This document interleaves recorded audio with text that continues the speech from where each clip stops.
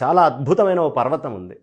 ఏం పర్వతం? శివగంగా పర్వతము అంటారు దాన్ని. ఇది ఎక్కడ ఉందయ్యా అంటే బెంగళూరు నుంచి పూణే వెళ్ళే రైల్వే లైన్కి 3 కిలోమీటర్ల దూరంలో ఉంటుంది. ఆ కొండ చాలా విశేషమైనటువంటి కొండ. ఆ కొండ ఎలా ఉంటుందయ్యా అంటే మీరు తూర్పు నుంచి చూస్తే నందీశ్వరుడు ఉన్నట్టు ఉంటుంది, పశ్చిమం నుంచి చూస్తే వినాయకుడు కూర్చున్నట్టు ఉంటుంది, ఉత్తరం నుంచి చూస్తే నాగపాములాగా ఉంటుంది, దక్షిణం వైపు నుంచి చూస్తే శివలింగం లాగా ఆకారంలో ఉంటుంది. 4 దిక్కులు 4 రకాలుగా కనిపిస్తుంది. ఇప్పటికి మనం వెళ్ళి చూడొచ్చు ఆ కొండ మీద.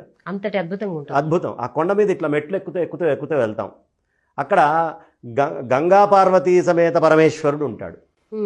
గంగా అనగానే మీకు గంగాధరుడు అనగానే అర్థమైపోతుంది. ఆ కొండకు ఒక ప్రత్యేకత ఉంది.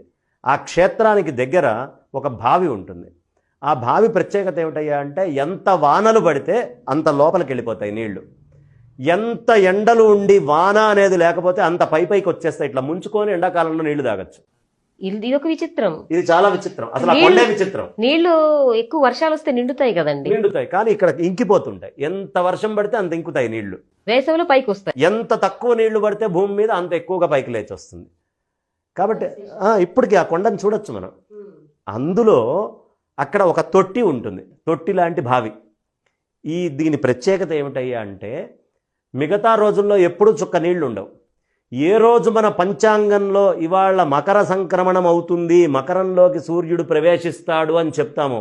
విదేశీ క్యాలెండర్లో ఏముందమ్మా, ఇప్పుడు డిసెంబర్ 31 అయిపోగానే జనవరి 1.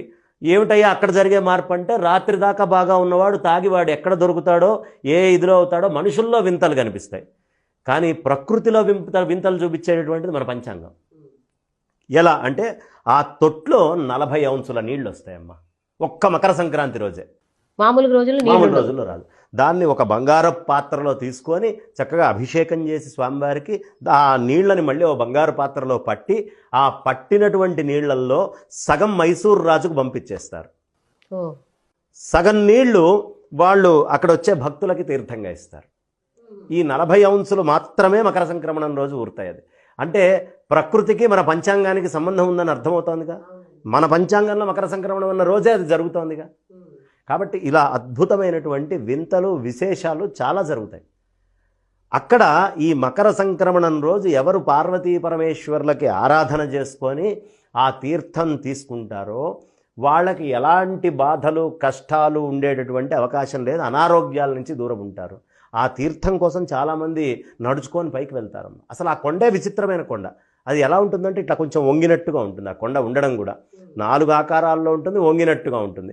వంగినట్టుగా ఎటువైపు వంగి ఉండాలి, ఎటువైపు నాగపాము పడిగ ఉంటుంది అని మనం చెప్పుకున్నాం. ఉత్తరం వైపు కొంచెం వంగినట్టుగా ఉంటుంది. చాలా ఖచ్చితంగా ప్రతి వాళ్ళు ఒకసారి ట్రెక్కింగ్ చేసి ఎక్కి చూడాల్సినటువంటి కొండ ఈ కొండ. ఇంత అద్భుతమైనటువంటి వింతలు ఇలా జరిగేవి మనకి చాలా ఉన్నాయి. ఈ వింతలు ప్రతి వాళ్ళు తెలుసుకుంటే మన పంచాంగం యొక్క గొప్పతనం ఏంటి అనేది అర్థమవుతుంది. ఎందుకు మన పూర్వీకులు ఇంత ప్రాధాన్యత ఇస్తున్నారు ఈ సంక్రమణానికి అనేది తెలుస్తుంది.